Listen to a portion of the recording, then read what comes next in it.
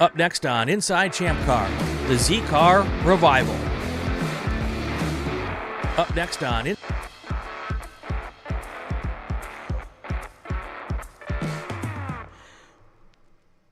Welcome to Inside ChampCar. I'm Brian Bielanski. Bill Strong is here with me. This time the audio, my fault. You've got me into this rhythm, Bill, of screwed it up. I don't know. Oh, it's funny. Of course, I have that panic in my, that millisecond of checking everything because I travel with, this is my travel gear, so who knows what's, how it's set up to work. Yeah. I mean, heck, you might not even be able to hear me talking right now. No, I think Emmy's not on there to tell me how much we're going, but we do have the numbers are climbing, so thank you for joining us. But Brian, welcome. Guess who we have today? We have today with us, and I'm going to try to pronounce your name properly, Zinnia Hathiram. Did I get it? Yeah, Zinnia. Zinnia.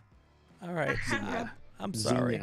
Zinnia. So one of the most badass drivers that I've seen at your age group, actually of anybody, pretty much able to drive anything out there. One of the locals at Harris Hill. Okay. And we talked to you last year. We got your history. You want to give us a real quick history of how you got started in this motorsports game? Yeah.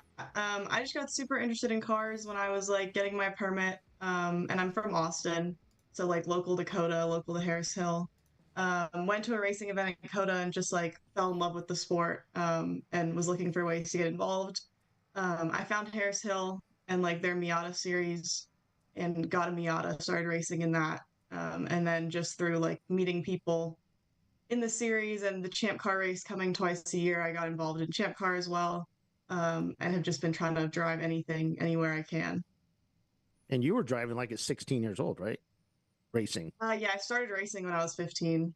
Gee, still, And how long ago was that to make me feel really old? I'm 21 now. Yeah. Okay, so I don't feel quite as old. No.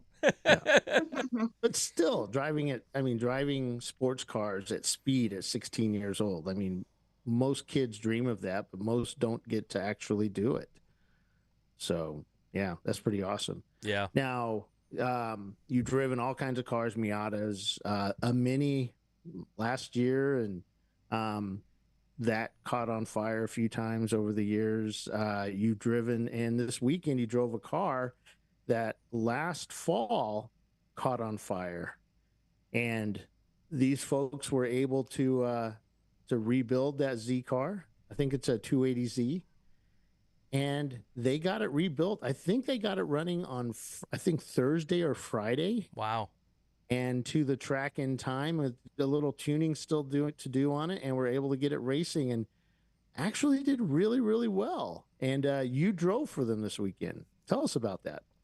Yeah, it was awesome. I drove for them last September when they had that fire, and loved the car. All locals from Harris Hill that I've raced with in Miatas, and it was amazing they were able to get it back together for this race. I know the goal was to get it back together in 1 year, and then they called me like a week ago last minute, and they were like, hey, can you come down for the race? Like, the car is ready. And I was like, wow, that's so impressive that they got it done so fast. And yeah, they made some improvements, fixed a lot of stuff. The car looks great. It does now. And yeah, well, we it looked had a really great awesome then weekend too, but it just looks a lot better now. Yeah. Yeah. Now, what stint did you start out with? So Saturday I drove third, and then on Sunday I drove last. Saturday we had some issues. We had a hub go out. We were taking this race kind of as like just a test because the car like was just finished, and we were like, let's just get it back on track, make sure everything's working well. Obviously we wanted to like be competitive, but the main goal was to like, let's keep the car together and make sure all the changes they made were running smoothly. So yeah, I drove third on Saturday. We had some issues. We weren't in contention for anything. And then on Sunday, I drove last, and we got an F-class win, which was awesome. And I passed for position on the like last 5 minutes of the race, which was pretty fun. And I was against a pretty stout Miata too. So yeah, the little F-class Miata.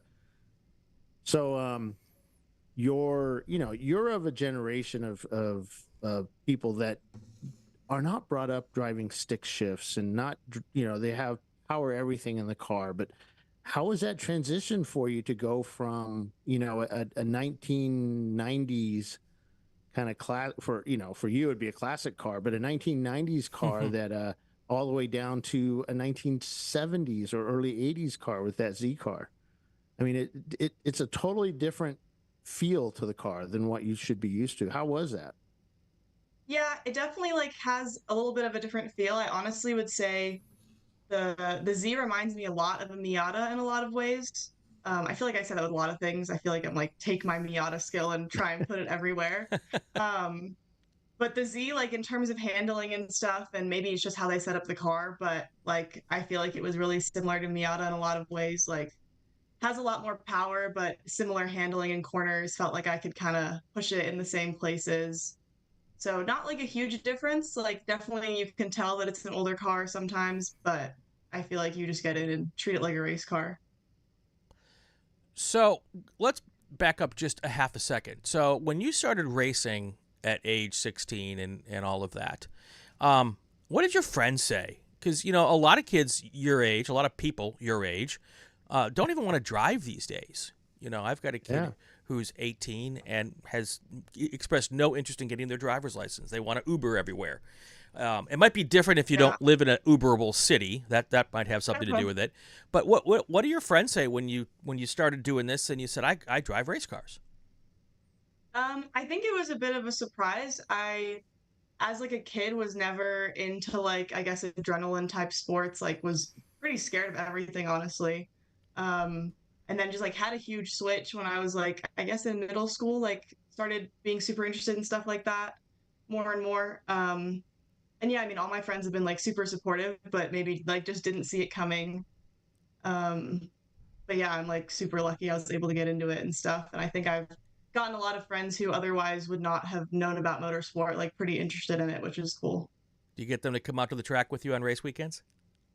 Yeah, a Yeah, lot of times, yeah, they all come hang out, which is super nice. because when I started doing this, I was your age, and when I would tell friends I was going racing, we didn't have YouTube, we didn't have car video in the cars, and they were like, what was it, go karts? Is it like NASCAR? They couldn't describe it to them, and now we have all these ways to share with people what we do. It makes it a whole lot easier. Yeah, it's really cool. Cool. Yeah, I think it's like a lot of times people just like have no idea what it means when I say I'm going racing, whether it's like they may think of like drag racing Right. or carts or different types Right. of things. And I often get asked, like, what's your top speed? And I'm like, oh, there's not a long straight at Harris Hill. The top speed's not always that high. But yeah, it's cool to like share it with people and explain it because I feel like people generally like take an interest in it once they know about it. And you raced at Coda too, right? You've done track days there. Not raced, but I've driven there quite a few times. Yeah. How much? Now, oh, go ahead. I was just gonna say, being in Austin and Coda, 15 years ago there was no Coda. 15 years ago there was no Harris Hill. How much has Coda brought light to road racing in that part of Texas to people who would never have thought about getting involved in this kind of racing? I think a lot. Like obviously it's a very big track. F1 coming is huge. Because even before F1 blew up, like everyone in Austin kind of knew about it because of Coda. And I think just in general, like the Central Texas region just has like a huge motorsport community, which is so cool. Because we have a lot of tracks around the area. Coda's obviously like the biggest and most like for the big events and stuff. But yeah, they have like their big car shows there and like karting and all sorts of different things that I think have brought a lot of people into the space and even have brought people who moved to Austin for that like racing motorsport culture that we have, which is cool. Bill, correct me if I'm wrong. A lot of those little tracks popped up after Coda, though, right?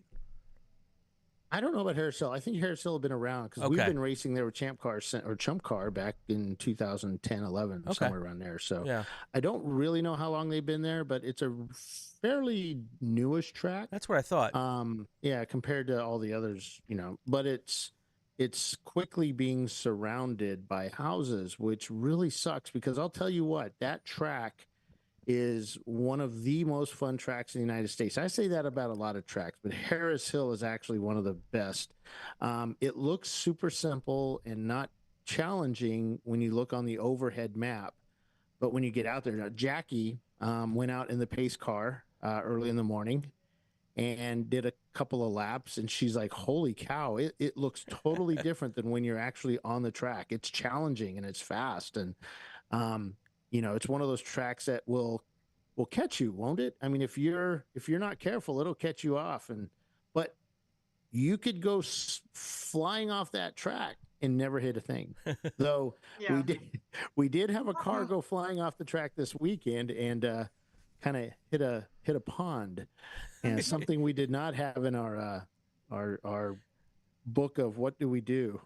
That was a new one for us. My That was crazy. My comment on that Facebook post was that puts a whole new meaning to the phrase "get off my lawn." Yeah, exactly. Get into my pond. Get off my lawn. I don't know how. Yeah, we saw one on there. The guy needed to quickly cool down the engine, and Yeah. he had a broken suspension, and the car just shot straight off track, and he had nowhere to go, and it was pretty far out there. It's not like you could. It was really far. Yeah, I didn't even know there was a pond there until I'm looking. I said, "Why is that car with the Google map for the marching ants?" It's like that looks like a pond, and then the corner worker says he's in the lake. Oh my god. That's when he kind of panicked. It was like not where I would expect, because there's a lake in the middle of the track as well. Yeah. I've always made jokes about someone like losing brakes in turn 4, something crazy happening and ended up in that lake, and I totally never considered the other lake as an option. So when that happened, I was like, this is just insane. Well, they said you've had so much rain lately that it's got water in it. Normally it doesn't have water. It's a dry retaining pond, but it's I mean, he didn't make it very far out there, but it caused us to reassess what we're doing, and it's going to be in the future. It's like as soon as they say in the water, we're going to go instant red flag and kind of get everybody rolling instantly, because it was just one of those things that you don't have in your standard operating procedures, because we don't really have that kind of stuff at tracks. So, as long as I've been doing this, every time someone says, "Oh, there's no way a car will get there," the next hour a car will get there. It's you always look at there's no way, and then well, there is a way, and we always seem to find a way to prove it. I put cameras out in the field by that pond, by the center pond, the retaining pond, and it's way out there, but from the angle in the tower and from the paddock area, it doesn't look that far away from the cars, but it is. But then also when you're racing, when you come up over that hill and you're going down out of 4 into 5, it's like everything looks close to you because you're just going so fast and you're trying to not hit that. So, but if you get off there, there's a lot of space. Plus, there's a little mound that you're going to hit first. So, but that was good. So, you got in the car, you started your stint. Anything exciting happen or not exciting or? It was a pretty good stint. Like, had some good battles with different cars. I feel like there was a good group of cars that were like similar to our pace, even if they weren't in our class, which is always fun. My Saturday was like just a pretty good test day. Like everyone got to drive and like make sure the car was running. And then Sunday we were sort of like, they prepped the car a lot the night before and we were like, we're going to go for it. Like we're going to get our trophy tomorrow. And I've never taken a checkered flag at ChampCar before, so that was exciting. And to do it for the win was awesome. Right.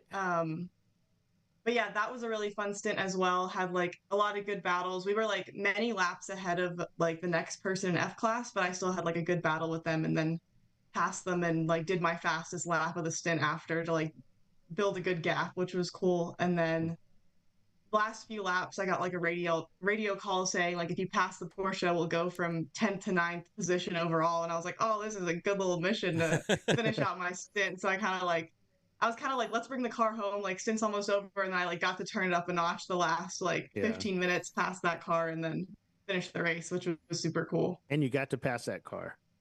Yeah. Okay, cool. That's awesome. It's funny, whenever I was involved in a race and I thought I was going to do well, I never did. So that's a good thing. You guys went after it. Usually the best results that I've been involved with are ones that I wasn't expecting. So it's kind of cool when you've got a car, you've worked on it, you say, this is our day, and it actually becomes your day. Yeah. Yeah, it's so nice. That is awesome. Now, you're from Austin, Texas, but you're currently going to CU Boulder. It's Colorado University of Boulder. Is that a good school, or is that just, I don't know? It's a good school. Hashtag leading question. Like Yeah, leading question. So you're doing engineering, mechanical engineering there. Yes. And You know, you CU Boulder has a heck of a ChampCar program. That they I think they're going. Are they going to High Plains? Yeah, they're going to NCM this weekend with you That's guys, I right. think, and Yeah. then they should be at High Plains as well. Yeah, and really big contingent of drivers. Do you drive for them? I did one race. I haven't since then. Because I've You just just said like that sort of I'm better. I'm better than this. no. Um, I mean, I just had my teams at Harris Hill that I was always going Yeah. back for. Right. But yeah, I think they should have a good season this year, I hope. Yeah.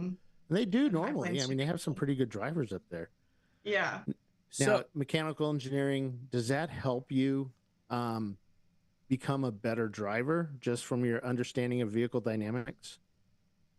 I'd like to think so. I mean, even in classes that aren't like, I guess, vehicle specific, there's a lot of times where I'm like, oh, like I could relate to this to a car, or like just do a little extra research and be like, oh, this is something that's obviously important in cars, and honestly, all parts of engineering, because like basically a car is just a lot of engineering. Mm-hmm.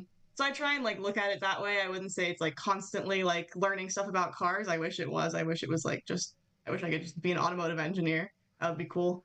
But yeah, I But definitely think I take stuff from different classes and can apply it to racing stuff. so flip the story though. How much of when you're in class does it help you learning the concepts of engineering because you've spent time in the race car and you can relate it back that way as well? That definitely, it also goes that direction. I'll say an example is like in like a solids class where you're learning about like failure of materials or like a beam breaking. I'm always like, oh, like I wonder like how they do that like a for car hub. parts that have like a lot of, yeah, like a hub that have like a lot of stress on them. I'm sure there's a lot of engineering that goes into trying to make sure those hubs don't break. Or you could, like, our hub had like a crack in it, which was right where like a hole was, and it's like, oh, that was the weakest part Yeah. of the hub, so it makes sense that that's where like it broke. Right. So I definitely see the relation there a lot. And at some point, you'll be able to look at a stock hub that comes with a 280Z and then a motorsport specific hub that's made for those extra stresses. And you'll be able to look at the difference and know and understand why one lasts longer than the other. Yeah, So, definitely. What's your ultimate goal with mechanical engineering? I love to work in the motorsport field for sure. Like maybe on a race team or as a race engineer traveling, maybe not forever, but I think it'd be a really cool thing to experience for a while on like IMSA or WEC or anything really. Right. In pro racing. I'd love to start my own business at some point or maybe create a product. Not super sure like where I want to go with it, but I think that's kind of the nice thing about the degree is I could go in a lot of different directions. sure. Are you a data person? I love data. I really love data. I would love to be a data engineer in racing. Yeah, that's hard. You gotta. Yeah, that's one of those hard ones. You got to really know everything. Yeah. How much school do you have left? 2 more years. 2 more years. All right. When you're done, come back and talk to me because I've got some folks I'll introduce you to. Okay, sounds good. Very cool. Yeah, there's a lot of folks looking for data engineers. That's why I asked. I see Yeah. I'm on an IMSA jobs listing Facebook page. I know you guys don't use Facebook, but you know I'm on an IMSA Facebook, and they're always looking for data engineers. So that's kind of super a cool cool. place. Yeah. Yeah. So all right. So you drive the Z car. So what is your and you've driven some Lamborghini Trofeos and maybe a McLaren. Have you driven the McLaren at all? No, I drove that McLaren that one of my team members built at Harris Hill, the crazy one that's like insanely fast. I've driven that a few times at Harris Hill, which is crazy. What was that like? Because I looked at him before I could open my mouth, he's like, No, Bill. He's seen you drive. oh yeah. What was that like? Because that's like you said, it's like 700 horsepower. It's insane. I think it was turned up to like 1,000 at one point. It's crazy. That build is super impressive. Like all like custom molded aero, carbon fiber, everything. And that's what he did for a living. So he's a carbon fiber specialist. Yeah. Yeah, it was always cool to come to the track. Frank. Yes, Frank. It was always cool to come to the track and see like packages from the McLaren factory in England. I was like, that's so cool. Yeah. But yeah, that car's a handful for sure. It's definitely a lot for Harris Hill just because like by the time you're on the gas fully, you're at the end of the straight, and then it's just like I've never driven anything that fast at Harris Hill, so it definitely felt like a lot, but super cool experience. And he's got like the little like pro racing like window on it and stuff. Yeah. So yeah, I really love that car. They told me he took it to Coda for the first time we really drove it at speed and got out and said, "This is going to kill me." Yeah. Yeah. So fast. So it's not one of the GT3 spec No, he McLarens. bought it. It's customized beyond that. He that was his, as he puts it, the drunken eBay post, bid. And he woke up the next morning is, I guess I own a McLaren now. Oh, that's cool. And had to go get it. And it was, I want to say it was like 350 miles or something like that on it. Wow. Guy wrecked it at New Jersey Motorsports Park. It didn't have very many miles, and A-pillar damage, so they totaled it. So being that he's a carbon fiber guy, he brought it home, was able to make an aluminum mold, and of make the a other new side. A-pillar. I don't know how he did it, but he made his own aluminum mold. Yeah. Made it better than what McLaren maybe did, but he wasn't happy with that. And got to get Zach on the phone. Yeah, and he, yes, but he redid it. Cool. And made it awesome. It took him a while. It had broken calipers because they left the e-brake on, I guess, and or something to do with the brakes were locked. And they the one of the companies tried to tow it, and they broke the carbon fiber brakes. Oh, that could not have been cheap. The McLaren carbon fiber brakes are huge money. Oh, I bet. There was probably $20,000 in brake rotors right there. Yeah, easily. And that might be just for one. That could be just for one. But yeah, so he got all that fixed up, put a really cool wrap on it, and last year he had it out, and it just sounds so freaking good. Yeah, it's so cool. So do you know anything about that Mini that they're building for the last few years? They took a Mini Cooper, one of the newer ones, the BMW ones, right, and moved the engine from the front of the car to the back of the car. Now I've seen it. They've cut the roof off. They completely caged it, and they've got this short little cage in it that looks so badass. And they said they're going to race that in ChampCar. So turbocharged or supercharged. I think it's turbocharged Mini Cooper. And how many thousands of points is that? I don't know, because are there points for moving an engine from the front of the car to the back of the car? I don't think so. You just take the subframe in the back. You might have to take a subframe points for the front, I guess. Maybe. I don't know. So. But yeah, that's pretty sweet. So can't wait to see that one. I'd actually like to drive that. Oh, and then he has some Citroens, so we won't talk about those. Yeah, he's got a mad science lab in there. Oh, Harris Hill. There's all sorts of crazy projects going on all the time. Oh my God, yes. And they are wicked. It's so funny. So all right. So you drove the Z, you drove a Lamborghini recently. So what was that like driving a Lamborghini? Trofeo. Yeah, so I got to test a Super Trofeo car at Las Vegas Motor Speedway, which was insane. Super cool experience. First time I've driven like a really proper like factory built race car from like Lamborghini, obviously. And definitely took like a bit of getting used to. Like I'm so used to like the on off switch of a throttle in a Miata that it was like I was kind of getting on it a little too eager. Same with the brakes. So it took a bit of getting used to, but I like was able to put down some quick laps, and I feel like I adjusted to the car quickly. I think it's a lot of it is those cars are just like so impressive with how much grip they have that it's a lot of just like learning to trust the car and it can take you through a corner at whatever speed. Is it a peaky power band, or is there torque just pretty much anywhere you want? Trying to remember. I know it was like you had to be really gentle on throttle when you got back onto it. And then you could sort of like lay into it after you got past that like first 30% or so. So you kind of had to get used to that because it was obviously not like anything I've driven before. Right. So what's the ultimate car that you want to drive? I would love to drive a GT3 Cup car or a hypercar. Anything like that, anything crazy. LMP2, LMP3 would be amazing as well.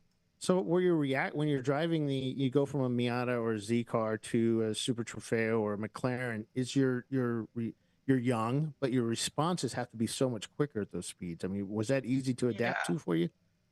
I think a lot of it was like, I wouldn't say I was scared, but it's sort of like you're so impressed by what the car can do that it's hard to believe. Like, I had a coach with me that day, and they were just telling me, like, you have to trust the car. Like, the Right. car will make it through this corner. And it was like a speed that I've never cornered at before. And I was like, this does not feel normal at all. So it's definitely an adjustment to just be like, wow, this car can really do it. And I just have to like trust it. Um, so that So takes a that little bit of so getting that used to. that preservation of life seems to take over a little bit. Yeah, a little bit more, definitely more than you want as a race car driver. I'm like, I should Yeah. not be afraid of this. And Yeah. after a few laps of like pushing that boundary a little bit, then you're okay. But in the beginning, you're like, this is crazy that this car can do this. Well, and the downforce, the aero on that Lambo is, no matter how much aero you put on any normal ChampCar car, it will never compare to the Right. aero on that, and you just don't realize how efficient the aero on that car is, and that's why they're telling Yeah. you your brain can't conceptualize the fact that the car can do what it can do until you do it a Yeah. couple times, and like, okay, and then it becomes really normal, and then it gets scary. Yeah. It's super clear that that car is just like perfectly engineered to be on a track compared to like, I guess most cars I've driven, it's like a street car and you're like converting it Right. and trying to make like different things work better on track. And that car, you can just feel that like it was built from the ground up for a racetrack and it's just so like refined. So you said your long-term goal was motorsports engineering, working for a team possibly. Does that mean that is where you would do that instead of driving, or if driving opportunities continue to come your way, would you pursue that as long as you can and then fall back on your engineering degree? Driving would definitely always take priority. I definitely want to get my degree. Like I am pretty passionate about it and I do like love that side of motorsports, but I definitely love driving the most. Very cool. Very What do cool. your siblings say about this?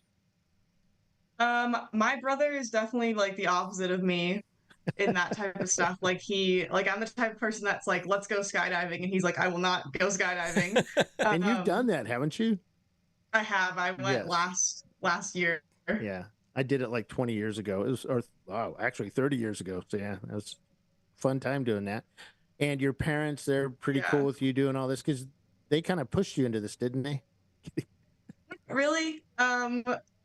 Is probably like, are you sure you want to spend all this money on this sport? And I was like, yeah. Yeah, they're super supportive. And my dad came out to the race last weekend and watched my stints and stuff. So they've been super supportive with that, which has been awesome. But yeah, I think I definitely shocked them, like being so like in it. Very cool.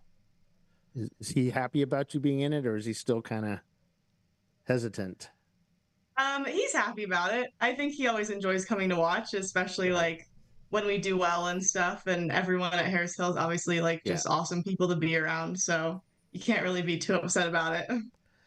No, that's such a cool place. I love that track. The food is great there. The people are pretty darn awesome, and Yeah. they're always looking at what can we do to do it better. And we're like, no, what can we do to make it better? So Yeah. Yeah. and it's really good there. So add a lake to the side of this track. I'm still trying to get over the whole skydiving thing. I think driving at 170 miles per hour is completely reasonable. Jumping out of a plane, to me, is still completely nutso. I did it on a It's dare. definitely like I was definitely in the plane like why am I doing this? Like Okay. it was kind of a last minute decision that I made like the day before to go, and then I got there and I was like, this is the most outrageous like idea that people do this all the time, but I loved it. It but- was awesome. but after you I would did it- definitely do it again. Did you do a static line jump, or were you tied to somebody? I was tied to someone. Okay. All right. So would you do it again? Yeah, I honestly would love to get like certified for skydiving. Everybody who I've Um, talked to who was afraid of it, who did it, Yeah. it's like an instant, like, I'm in, I'm all in. And I Yeah. don't know that I can bring myself to do that. My wife wants to do it. And I'm like, go And ahead. Sign it's this hard. and sign this It's insurance not- policy, and then you can go. It's not easy, and to do it right, and Yeah. if you just make a few mistakes, you could die. But It's not as easy as you think it is. I started out with static line jumps, and which is, you're still attached to the airplane. You jump out, and the line pulls the parachute out. And that's how we did it in England with the round chutes. We didn't have the nice ones that you get to steer. You could kind of steer I've it never a little heard of bit, that. but yeah. And that's how we learned back in the old days. We weren't strapped to anybody. Yeah, but you were being that paid by seems the scary. government to learn, weren't you? Huh? You were being paid by the government to learn, right? No, I was Air Force. We stayed on the ground. Oh, what? Yeah. Huh? I was a munitions guy. Oh, No, a buddy of mine that was we were stationed over there. I was a dependent husband at the time. We were at Bentwaters, England, and near us in Ipswich was a skydiving school. right. And he said, "Dude, I want to do the skydiving, and why don't you come with me?" And so we did it, and we had a blast. And we did it was 2 weekends of ground school, and then you had to go up and do a jump, which scared the gee weebies out of me. And then my second jump, my chute twisted as I came out of the plane, so I had to untwist it, which on the ground is really easy to do. But when you have nothing to put leverage on, it was the worst thing ever. And I was able to get it undone. I was like 1 second, one more movement away from pulling the reserve chute, and I ended up getting it apart. But I was still pretty damn low, and it was a grass runway, and I thought, I'm going to land right there. That's grass. Well, dummy me forgot that runway had been around since World War II. So all these airplanes landing on it, that's So like it's concrete. Essentially a concrete runway. Yes. And no. I hit, I came in fast, and I hit, ducked, and rolled, and tied myself up in my chute. It's just like, Oh my it God. was crazy, but yeah, it hurt. Yeah. And but I did get a good write up for how I handled the situation. He did say I probably did one too many times, and I should have pulled the reserve chute. But he said I did good. But then after that, I did another 6 or 7 jumps, and I was good. So Very cool. But yeah, that's fun. The adrenaline is way more than racing, I think. Though there's been some times in racing where that adrenaline is like, oh my God, I made it through that corner. Yeah. Yeah. Very cool. So, all right. Do you have any sponsors you want to talk about, or? Not really. I'd definitely like to thank my team from this last weekend for inviting me back super last minute. They got me down to race, which was super nice. Gave me an awesome car to drive, let me take the checkered flag, which was super fun. So yeah, huge thanks to them for the opportunity, and everyone at Harris Hill for always letting me back in there. When's your next time in a car or in a car? I think a lot of Harris Hill teams are going up to High Plains in 2 weeks. And I might just go drive. I'm not going to be racing, but I'll probably might go drive one of the cars on the test day. Cool. And just hang out and have fun that weekend. So hopefully I can go do that. I love that track. It's so cool. Show up with your suit and your helmet. You never know what car you're going to get into. Always. Very cool. So is that where you're off to next, Greg? I'm serious. Hey, Bill. Bill. Greg, that's your SCCA guy. Come on, man. I did it. Sorry. So is that where you're off to next, Bill? Yes, I'm actually in Oklahoma City right now visiting my family, which I haven't seen in like 200 years. And I'm off to NCM tomorrow sometime, tomorrow mid-morning. Jimmy's already left for there, and he's actually at the track. Staff will be arriving on Thursday, some staff on Friday. We have our national championship going on. So, yeah, that's where I'm headed. Nice. Whee! Another day of work. But you work at a racetrack. Yes, I do. And nothing is better than working at a racetrack, let me tell you. There you go. So one thing I want to ask. So, this past weekend we started up some new stricter models of punishment for, track issues, passing under yellows, speeding, hitting cars, speeding under code 35 or yellows. And we noticed that the black flags tended to settle a lot of people down a lot more than they have in the past. And the guys at Harris Hill tend to get very, very, how do you put it, racy. Did you see a little bit of a difference at all from the track side?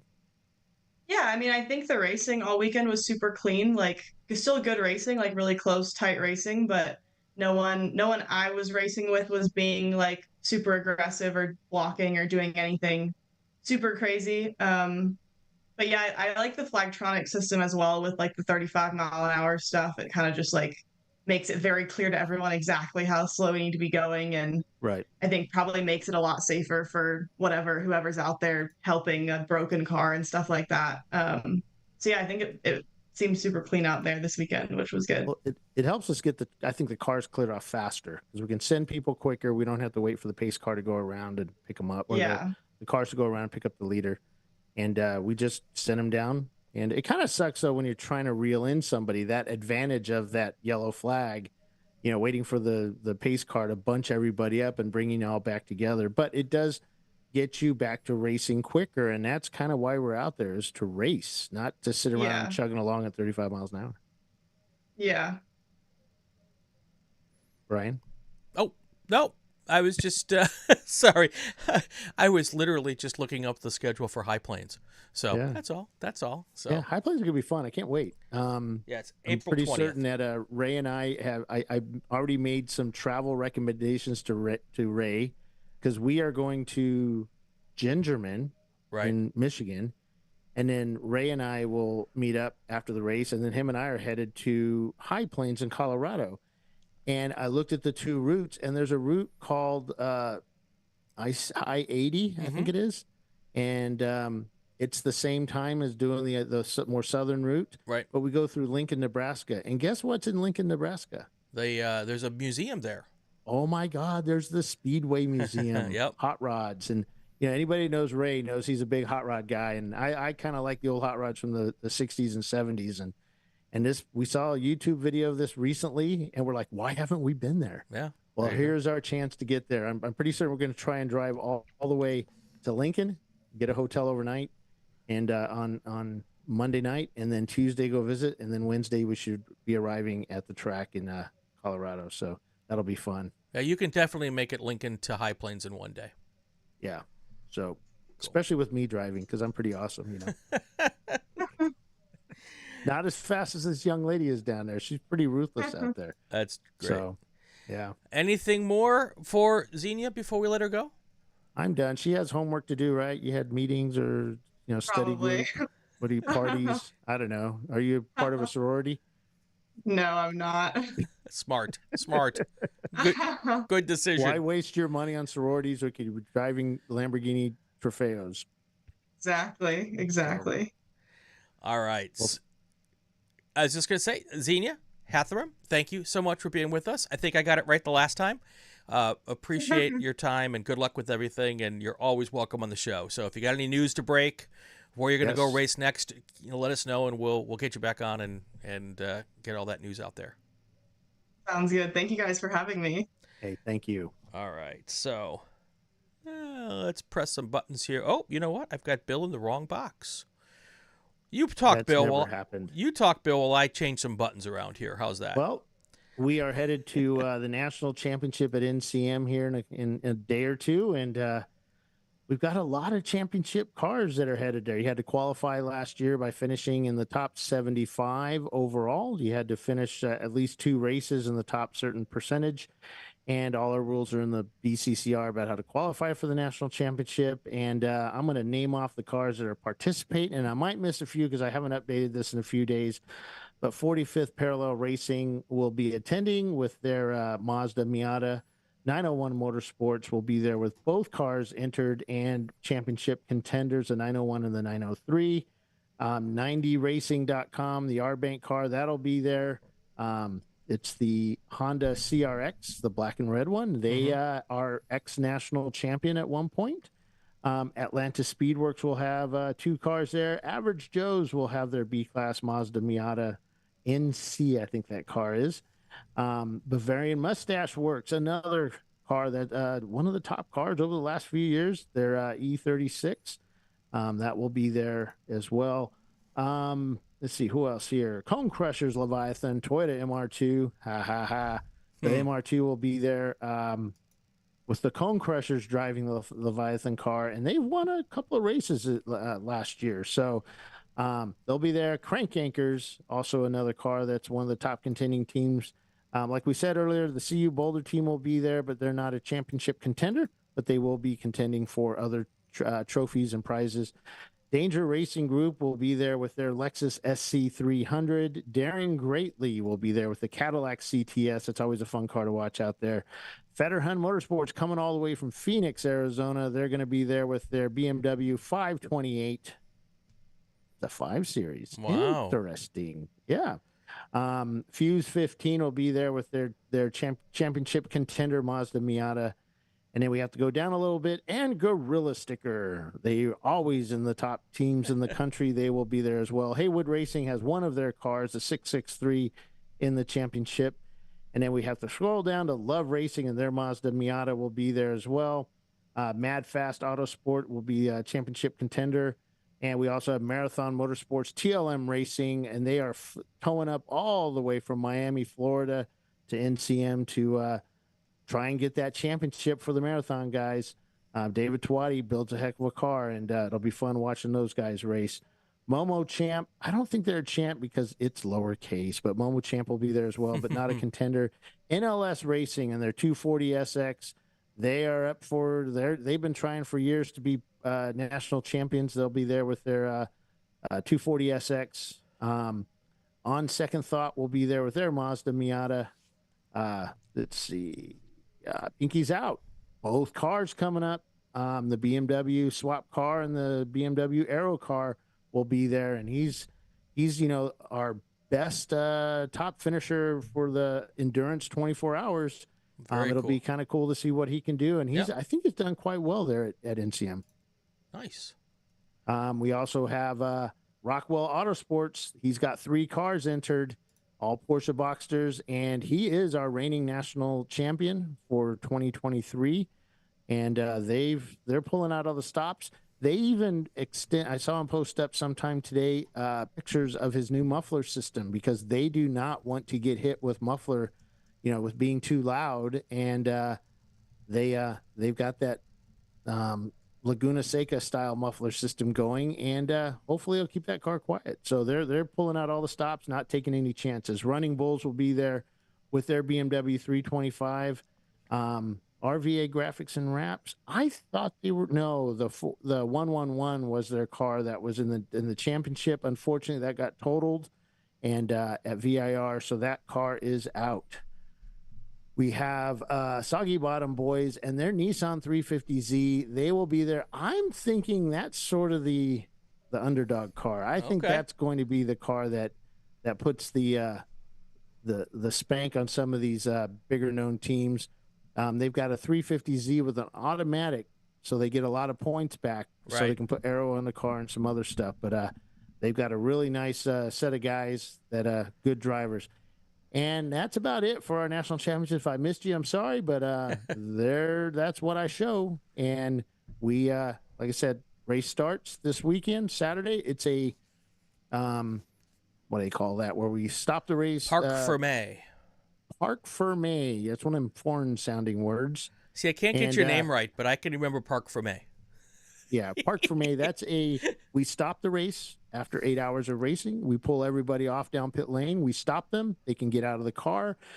They can remove their cool shirt, suit, boxes, and stuff like that. They can remove their data from their cameras and data from their telemetry, and that's it. They get the driver out, shut the car off, preferably shutting the car off first, and good plan. They can put a car cover over it, put their window covers in place if they need to, and basically go out to dinner, because you can't touch your cars, can't do anything, can't fuel them, can't do anything. So we lock the gates to the track. We put our camera up so we can monitor the cars overnight with the motion sensors, and of course the deer set it off all night long. And then we head to dinner, and then next morning bright and early, about an hour or so to go, we open up the gate. People can start putting, when the boss gives the okay, they can go put their ice chest back in, top up the ice. The racing stints start all over, so you can put whatever driver you want in the car. Put your data back in the car, your plugs. You can't do any fueling. You can't do any tire checks. You can't do anything like that. Right. You can then, once we give the go-ahead, the cars will leave pit lane. Once they do one full lap, Once we get the pace car off track, it is green flag racing. And then you can come in and do stuff. If for some reason you don't want to go out, like you don't have any fuel left or you got a flat tire or whatever, you can push your car off to the side, but we cannot let you cross the start-finish line until the green flag drops. And then you can go and do your fuel stops and pit stops or nut tightening or just like any other 5-minute pit stop, right? That's right. It's just we just stop the race overnight and then we continue it in the morning. Right. And then we race for 7 hours, and the winner of this race is national champion. Nice. So do you have like a big gong that you use to signify when you can get back to working on the cars and putting that stuff in the morning? No, that would be kind of cool, wouldn't it? You need something for the PA system, some very obvious. We need to get Jimmy one of those horn blower things. No, because he would abuse the hell out of it. He would hit me with That's what I'm thinking. A gong sound, something, you know the ambulance had those big air horns on it. That would have been cool. But he would always do that when we walked in front of him. Bring in a War of 1812 cannon to shoot off.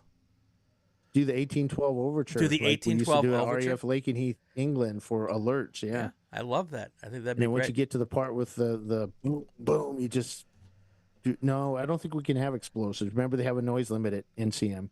Oh, it's just going to happen once, and you'll be gone before anybody realizes what happened. Yeah. We know how that works. And then Chelsea's saying, Bill, come to my office. John Wittenauer is like, don't be tripping the noise monitors. In the chat, John Wittenauer, Feder Hund Motorsports, Multi-Crazy Car, Fred Wolf, Kyle Fegley, Lucas Rea. Thank you, all of you. Uncommon Friends Racing. Thank you all for being with us today. So, Uncommon Friends, they good folks. They had a bunch of really cool fins. John or Morton, what was his name? I don't know. John Morton, remember him? I remember the name.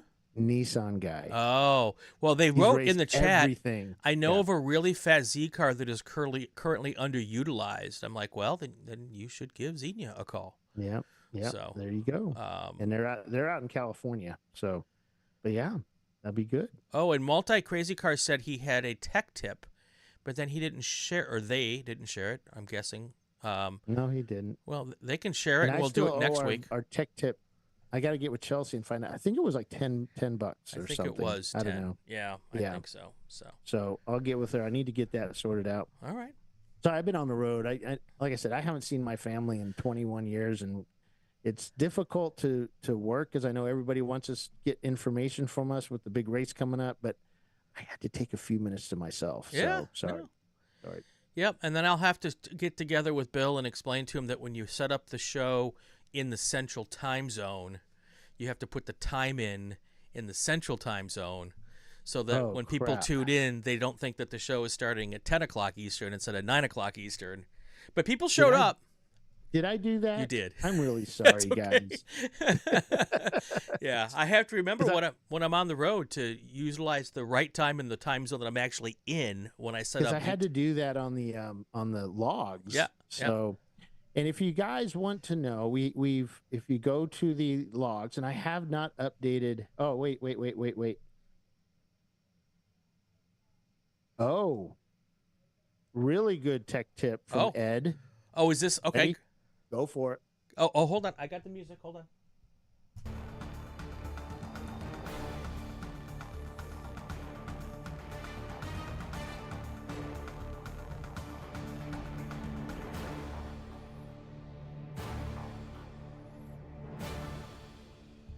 All right, I'm ready. Yeah, I couldn't hear any of that, so I was just pretending to hear. So, tech tip from Ed from Infinity. And beyond. Change your fuel filter annually on your race cars. Oh, yeah. Race gas transfer tanks and jugs introduce a ton of dirt. Yeah. And this is from experience, with today's gasolines, that gasoline will eat some of these fuel filters up fairly quickly. Yep. And that you'll then get buildup in your fuel pump, which can shut off your fuel pump. You know how I know this? Because it's happened to me twice. Once a year, I need to change those pumps. So here, can I add another tech tip on this times part B? when you're adding fuel into your tank from your fuel jug, not when you're doing it in a hot pit stop because you want to go as fast as possible unless you can do it with it. You can also put a mesh filter at the end of your fuel jug so that whatever is in the fuel jug doesn't end up in your gas tank. But we end up usually cleaning out our jugs before we go to a race because you do get junk in there, especially, transferring. But there's tiny particulate that you can't see. Oh, yeah. Those can mess up a car quick. And it can mess up a fuel filter quick. So yeah. I always took it off when we were doing pit stops during a race because you want to get that fuel in as fast as possible. And it usually does slow down the fuel flow a little bit. Yeah, it does. Yeah. But when you're doing it, or worst part, your screen goes into the tank. Well, yeah, got to be careful with that. Yeah. But also she says check for water in the jugs as they were in the trailer. Lots of good tips. Wow, this is awesome. Tech tips. Yeah, that's one thing that we would do is we'd always put tarps over the can. We would do 55-gallon drums, and we would always have tarps over them. We ended up, a buddy of mine worked for Mobile as one of the bigwigs, and he told me, get rid of those metal cans and get plastic jugs. He said, go get your the juice drums, the 55-gallon juice drums. Okay, they have concentrate in them. They're super cheap. They have the same caps as the gasoline ones too. They don't say DOT on them, so this is just a recommendation. They don't say DOT. They're not approved for DOT transport of fuel, but we never had a problem with them. And when they expand and contract, because these things will expand and contract under heat massively, the metal cans have a liner sprayed into them. And after a while, with expanding and contracting, that liner will break away and start getting in your fuel. And you'll see these little white floaty things in your gasoline. Right. And that can mess up a fuel filter pretty quick. And once we got rid of that, those were awesome. You can use that filter system that I was talking about that you put on your cans.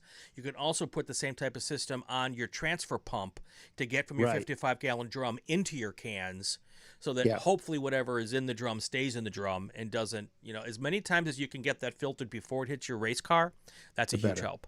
Yep. Yeah, we had a big filter. It was like an oil filter, big filter on the transfer pump, and we used an electric transfer pump to go from the big drums down to the 5-gallon ones. I've even seen people. Everything was grounded. Plastic, anything needs to be grounded so you don't have any sparks. Yeah. That kind of stuff, and just ground it to a fence because fence are connected to something that goes into the ground. And that's kind of what we always did, and it worked. You can even if you can't do that, you can get yourself a ground stake and shove it down into the ground and do that. Well, there's that too. You can even use pantyhose. You can even use pantyhose as the filter. Yeah, and anything a zip tie to get the chunks out. Yeah. Yep. So Ed will get $10 worth of Mr. Coffee Filters, Todd Tovey. See, I tried that, and that was really slow, but it worked. Huh. Interesting. We did that a few times, and it's really slow, and you got to be careful. So they don't flow as fast as some of those things. Sure. And if you were under pressure, then it would probably do it. And we don't really want to apply pressure. Yeah, we don't want pressure.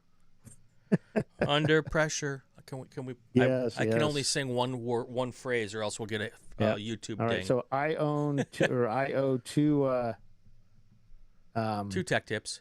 2 tech tips. So I got to remember that. All right. Ed, remind me, the other guy from last week, please remind me again. I'll get that to you. There you go. All right. Anything else? You're with family.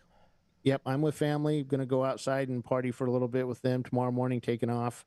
And I know staff will be. I want to thank everybody for coming out to Harris Hill. That was an awesome race this weekend. We did test some of the Indies. We'd heard some rumors out there that some of the Indies may have bigger engines in them than they should. We did look at them, and we found that those engines were 100% legal. Nice. And so that's always a good thing. We're going to be looking at more cars. So, cool. So that's it. All right. I think that's it. And thanks for joining us tonight, folks. Over to you, Brian. Over to me. Well, this is Back to you. Bill hands off the show to me, and it gets really scary. It's going to do it for another episode of Inside Champ Car. Did you like what you hear? Subscribe to the podcast so you won't miss any episodes.